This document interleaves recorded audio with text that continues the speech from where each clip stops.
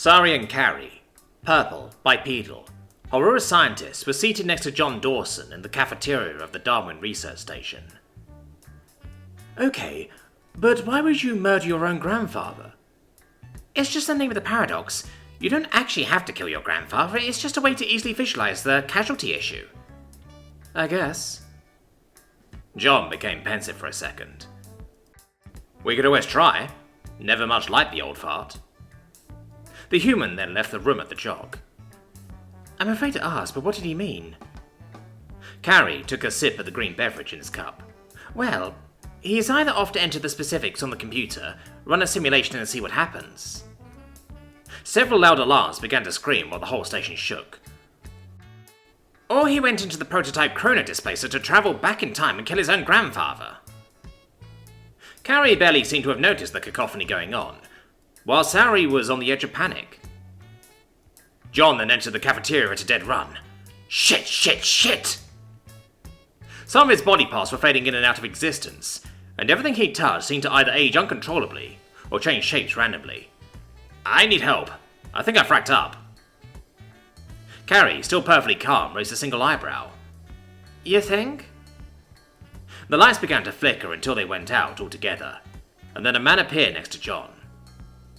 He was tall, wearing a black cloak, held a scythe in his hands and was totally skinny. He pointed a finger at John, and then at a seat at Sari and Carrie's table. John sat down post-haste. Dev grabbed his scythe with both hands and slammed the hilt on the ground. The lights returned to normal, the station stopped shaking, and John regained solid form. John was about to say something when Dev forestalled him with a raised hand. He then picked a data slate from the table, which transformed into an old-school newspaper, rolled it, and hit John on the nose. Mad human. No! Having admonished the reckless idiot, he began to fade away. Thanks, Gary. Dev nodded before he finally disappeared. I'm going to call it a night. I have a report to write. He then left, looking depressed and tired. Sari was hyperventilating, sweaty, and was having a heart attack, though that last one might just be a panic attack. He wasn't sure. What? Who? The frack? That was Gary.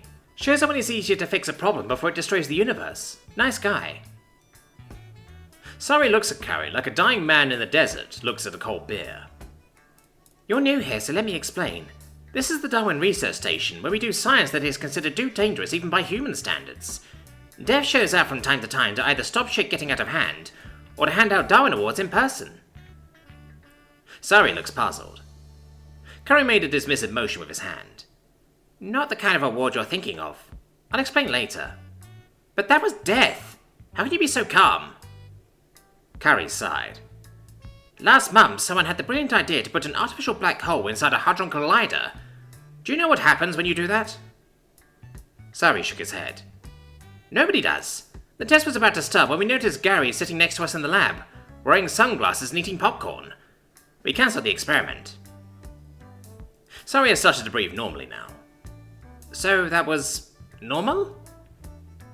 Carrie got up from his seat and patted Sari on the shoulder. You'll get used to it. For most people, narrowly avoiding causality unraveling is an event that would go down in history. Around these parts, we call that Tuesday. Have a good night. Night.